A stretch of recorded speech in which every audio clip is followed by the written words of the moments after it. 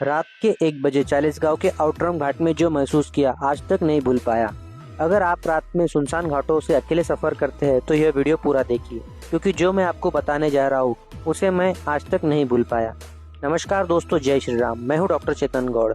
मैं जालना से चालीसगांव हर महीने पीवीएम हॉस्पिटल में विजिट के लिए जाता हूँ। वहाँ मरीजों को सेवा देता हूँ। जब मैं चालीसगांव की तरफ पहुँचा तब रात का लगभग 1 बज चुका था। रास्ते में पड़ता है आउटरम घाट। दिन में यह घाट जितना खूबसूरत दिखाई देता है, रात में उतनी ही खामोश, सुनसान और रहस्यमय महसूस होता है। चारों तरफ घना अंधेरा, ऊंचे ऊंचे पेड़, सिर्फ मेरी बाइक की हेडलाइट और दूर दूर तक कोई इंसान नहीं। इसी दौरान मुझे इस घाट के बारे में लोगों ने सुनाई हुई कहानियां याद आने लगी।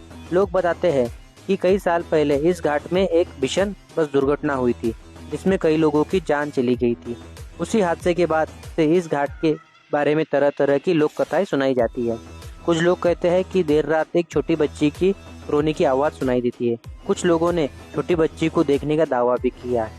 कुछ लोग का दावा है कि सड़क किनारे घायल लोगों की परछाइयाँ दिखाई देती है। और सबसे ज़्यादा सुनी जाने वाली कहानी कि रात के समय कोई लिफ्ट मांगता हुआ दिखाई देता है। अगर कोई गाड़ी नहीं भी रोके तो कुछ दूर जाकर ऐसा महसूस होता है जैसे पीछे कोई बैठ गया हो। मैंने इन कहानियों पर इतना विश्वास करता हूँ, यह अलग बात है। लेकिन उस रात जैसे जैसे घाट के बीच पहुंचा, अचानक मेरे कान के बिल्कुल पास बर्फ जैसी ठंडी हवा का झोंका गुजरा। उस पल ऐसा लगा जैसे किसी ने मेरे कान के पास आकर धीरे से सांस ली हो। मैंने तुरंत पीछे देखा, कोई नहीं था।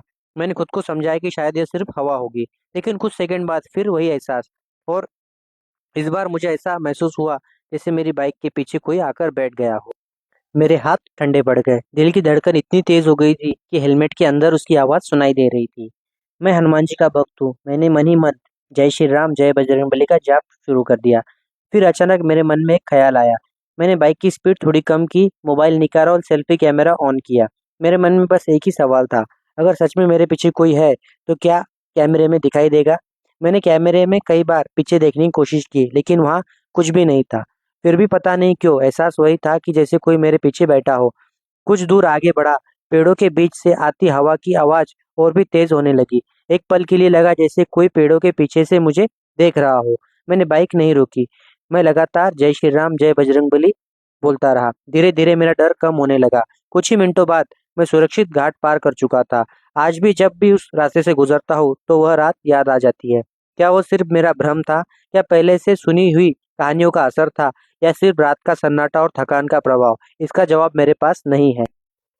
अगर आपने भी किसी सुनसान रास्ते या घाट पर कोई अजीब अनुभव महसूस किया है तो कमेंट करके जरूर बताएं। जय श्री राम जय बजरंगबली।